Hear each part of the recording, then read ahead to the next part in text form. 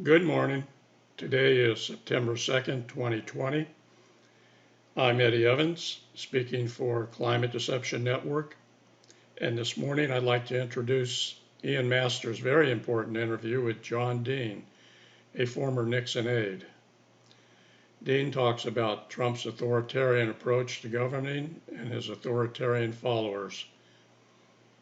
The dangers upon us are grave, and the Republican Party bows to Trump's authoritarian impulses, including his climate deception, which is most dangerous of all in human history. Here's an introduction. If political leaders have one duty above all others, it is protect the security of their people, and yet our long-term security is threatened by a problem at least as dangerous as chemical, nuclear, or biological weapons, or indeed international terrorism, human-induced climate change. And I'm reading from Stephen M. Gardner's A Perfect Moral Storm, The Ethical Tragedy of Climate Change. Please share the Masters video. Welcome. I'm Ian Masters, and this is Background Briefing, available 24/7 at backgroundbriefing.org. And joining us now is John Dean, who was legal counsel to President Nixon during the Watergate scandal, and his Senate testimony helped lead to Nixon's resignation. In 2006, he testified before the Senate Judiciary Committee investigating George W. Bush's NSA warrantless wiretap program, and he's currently a regular political and legal commentator on CNN, and is the New York Times bestseller of Blind Ambition, Broken Government, Conservatives Without Conscience, Worse Than Watergate, and The Nixon Defense. And his latest book, co-authored with Bob Altermeyer, is Authoritarian Nightmare, Trump and His Followers. Welcome to Background Briefing, John Dean. Thank you. So, John, your book's really at the heart of the matter here, and I guess the question inquiring minds want to know, do we have any idea of how many people in this country are true Trump followers? In other words, people that have no capacity for critical thinking, that blindly follow the leader. In effect, they're ripe for the pickings in terms of a form of American fascism. We did to take the science that we were working with, which had been done on smaller scale, that examined authoritarian followers and authoritarian leader types who can be followers, this being the nature of Trump's base. We polled that nationally in the United States to find out how it would break out and to sort of validate and confirm the science was good. And it was startling how accurate and good it was. The breakdown, we skewed our sample a little bit towards Republicans because we wanted to understand the base.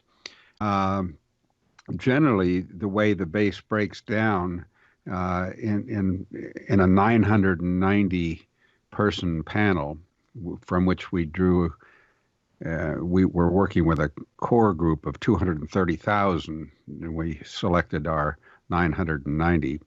We weren't trying to determine how many Trump people are out there. Numerically, we were looking at percentages. And they are large. Let me see if I have in my data here the breaking it down the way you'd want to break it down. Well, the percentage would be helpful. Just to get a sense that we know he has his poll numbers go around 40, between 40 and 50. They're going up at the moment, as a matter of fact. I could safely say that 35% of the electorate today are Trump supporters. And that would break down into two principal categories. The larger would be the white evangelicals and born-agains. They compose really the bulk of his base.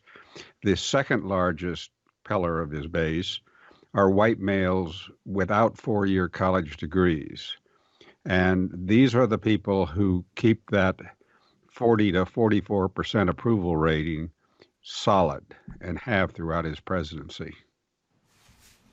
So why do we have a tyranny of the minority then? Because none of those figures are anywhere near 50%. So you have to assume that 60% of the American people are against Trump.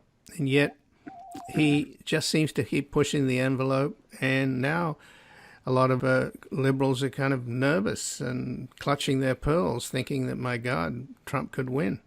Well, as we explain in the book, he really accomplished his win last time. While he certainly lost the popular vote, it was largely a fluke that put him in power and won the Electoral College, because he certainly hadn't planned it or strategized it all that way. When they saw the opportunities, they started leaning their resources such as they had at the time. But it was really a fluke election, and giving him credit for a ingenious scheme is to really misread what his operation was all about. Now, can he do it again? It's going to be much tougher. But I'm as troubled by a thin win for either a thin win for Biden as I am for anything else. That could be havoc, because our poll also showed about 25% of his base would support him in refusing to leave. And that could get violent. It is getting increasingly violent right now. So we're sniffing around too close to what looks like a civil war with some of this polarization. Well, this, of course, is a civil war, even if it doesn't get to that. The civil strife that Trump is stoking, he's also benefiting from, and that's pretty obvious, and he's doing that today in Kenosha, Wisconsin. But, he thinks that. I don't know if that's he's playing a very iffy game by stoking America and fanning the flames of violence today. He's in charge. And I thought that Biden was very effective yesterday in pinning that to him and pinning it on him. It's his presidency. It's his country. He's saying, if I'm president, this won't happen. Well, hell, it's happening during his presidency. And a lot of people will wake up and say, this guy is causing this, and he is the root cause. So I'm not sure, Ian, that's going to work in the long play. And again, I'm speaking with John Dean, who was legal counsel to President Nixon during the Watergate scandal, and his Senate testimony helped lead to Nixon's resignation. In 2006, he testified before the Senate Judiciary Committee investigating George W. Bush's NSA warrantless wiretap program, and he's currently a regular political and legal commentator on CNN. And he's a New York Times best-selling author of Blind Ambition, Broken Government, Conservatives Without Conscience, Worse Than Watergate, and The Nixon Defense. And his latest book, co-authored with Bob Altemeyer, is Authoritarian Nightmare, Trump and His Followers. And Bob Altemeyer, your co-author of Authoritarian Nightmare, Trump and His Followers, is an expert on and a specialist who spent his career studying authoritarians, and he's a psychiatrist as well. And, of course, on top of that, we've had Trump's niece's Mary's book as well, and a number of other psychiatrists have weighed in. But in your recent New York Times piece, Trump has been comparing himself to Nixon. That's Hooey. My sense is that the greatest comparison is between Nixon, and of course the comparisons have come up because Trump keeps talking about law and order, and Nixon ran on the law and order ticket in 1968. But he was the outsider. He was the challenger, not the incumbent. But since I've spoken to you a few times, and our mutual friend Alex Butterfield, I have something of a feel for Nixon's competence as a president, and nobody was more qualified than him, at least in terms of the job, maybe not psychologically speaking, but certainly in terms of the job. Isn't that the greatest contrast? This is a guy that ran as a lark to improve the Trump brand. He had no expectation to win. He's basically a fraud and a hoax, and he doesn't like the job. He doesn't even want to do the job, and he's totally incapable of doing the job. And the only thing he likes is going to these rallies and riffing with his adoring fans. Nixon was completely the opposite. So, well, I think Ian, he's also trying to figure out how much he can steal. Right, right, right. If there's a second term, I certainly think something ought to be done about Fort Knox. And Well, so we can, also he'll pull out of NATO as another gift to Putin. you put your finger on what is a huge difference in these men. They're both authoritarians, no question.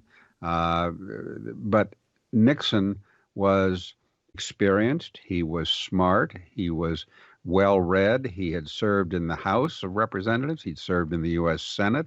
He'd been vice president for 8 years.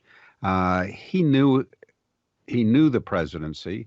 He knew history, and he respected the institutions of our government. Trump doesn't know anything. He doesn't even have a good newspaper knowledge of the way government works. I mean, it's phenomenal. This ignorant man is in the White House. I mean, it is mind bending. It's been my worry during his first term that his ignorance would get us in some great problem, because he refused also to hire people who did know how to make things work and do them properly.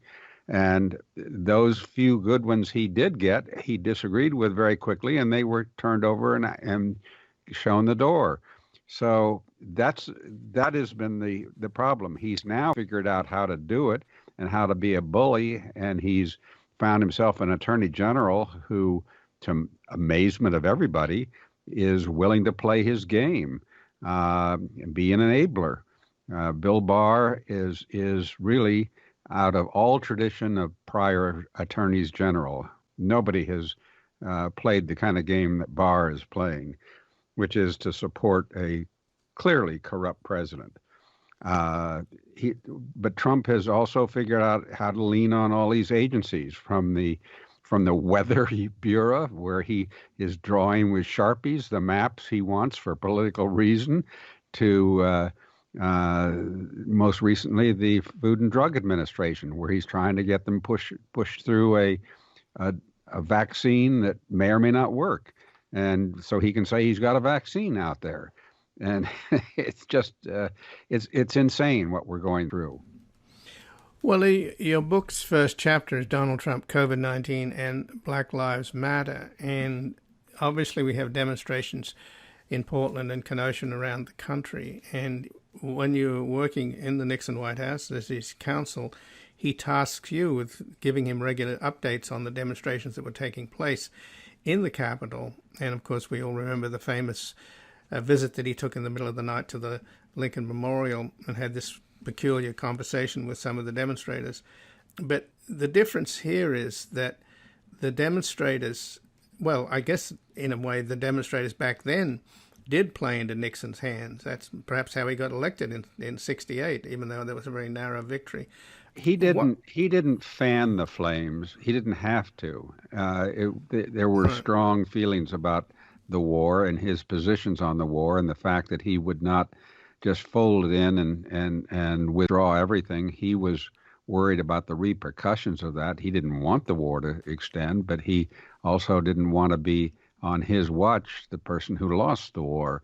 So that's what aggravated hundreds of thousands of people to demonstrate throughout his presidency. And he took advantage of that, no question, politically, to win and to get reelected. But Trump is doing something different. He is trying to provoke unrest. He is sending troops we've never had unmarked federal troops that can go to a city and police that city like they are local cops. I mean, it's just highly unusual to have a federal police force. Police functions are a function of state government and local government, not the federal government. It has different responsibilities. So he's also, with his Twitter account, trying to stoke concerns. And it's just an unusual role for a president, but he somehow thinks that he can benefit by this. I hope it all backfires on him. Is it possible for the demonstrators not to play into his hands, though? Is it possible, for example, for Joe Biden or somebody to say, look, this is just helping Trump. Why don't you turn your energies into registering your fellow young activists to vote and go canvassing. And the best way to get rid of Trump is to vote him out, and vote him out in huge numbers. Because as you mentioned, if it's close, then we could have some chaos. So I don't know, that's a practical suggestion, but do you see any possibility of it, John? I think that there was some of that in his speech yesterday. He was suggesting what Trump is doing and how he's turning reality upside down to try to take advantage of it. And Joe is certainly making it clear that he is not the one that's provoking these demonstrations. He's not the one who is encouraging nor tolerating lawlessness. He was very clear on that yesterday, that looting and violence has no place in protest. That's just lawlessness and dangerous. But as Bob and I say in our book, the best hope of getting the kind of tsunami election we need, given now who we understand to be his base, is to just overwhelmingly vote them out of power. And to do that, what would accomplish that, you put your finger on it, the young people. If they marshaled their enthusiasm and dislike of Trump to vote this fall, it would be it would solve the problem. They don't tend to vote. I can't, as you know, staggering numbers of Americans don't vote, although they'll complain about their government. And this is a time for young people, and we make a plea in the book to all the young people we personally know, as well as those we don't know, to get organized and vote this fall and remove this man and fight for the democracy that we have. Otherwise, we're going to lose it.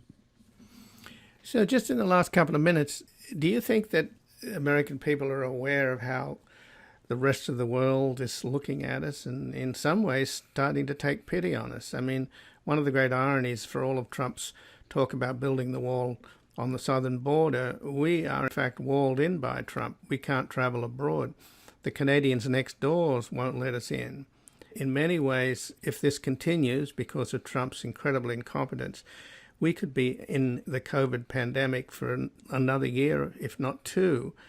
And China and the rest of the world that handle it properly, their economies will just hum along, and we'll continue. Our economy is in free fall. So all of the objective measures indicate that this guy should have been run out of office months ago. I think in any other country he would have been. They've forced him to resign. So what explains, I know he's highly motivated. He doesn't want to leave office just like Netanyahu because he goes to jail. But what explains how a man that his record is so appalling could still be in this race? Well, that's why we wrote this book. It's the people who support him. It's that 35 to 40% of American voters who actually think he's doing a great job. It's the white men without a 4-year degree. Many of them even don't have high school diplomas. And it's the evangelicals. If the evangelicals decided to live like Christians, they would run him out. One of the things we point out in the book is there are a lot of studies by a lot of very fine scholars that show that Christianity and morality are not tightly correlated. There's no direct relationship. And we also show that a lot of Christians, they'll set aside their religion for what they think is their own best interest. And they don't necessarily live by what they preach. And that's what's happened here. Well, John Dean, I thank you very much for joining us here today. Thank you, Ian. And again, I'm speaking with John Dean, who was legal counsel to President Nixon during the Watergate scandal, and his Senate testimony helped lead to Nixon's resignation. In 2006, he testified before the Senate Judiciary Committee investigating George W. Bush's NSA warrantless wiretap program, and he's currently a regular political and legal commentator on CNN, and he's a New York Times bestseller of Blind Ambition, Broken Government, Conservatives Without Conscience, Worse Than Watergate, and The Nixon Defense. And his latest book, co-authored with Bob Altermeyer, is Authoritarian Nightmare, Trump and His Followers. We're going to take a brief station break and be back speaking with a former U.S. ambassador about the kind of people Trump is sending abroad to represent the United States and the extent of the damage the ambitious bully Pompeo is inflicting on the Foreign Service.